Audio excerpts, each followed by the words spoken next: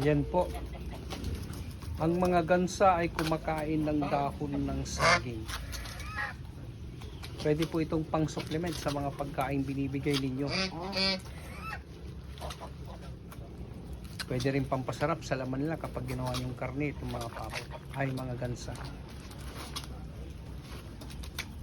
mga ka-breeders, maalala ng mga baguhan, in case na gusto nyo i-supplement yung mga gansa ninyo, actually pati pato kanina kumakain, yung mga pato kanina kumakain sila.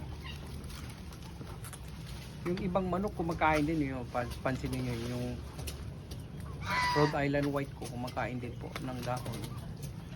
Ito breed po ng native at saka Rhode Island Red, kumakain din po ang mga yan.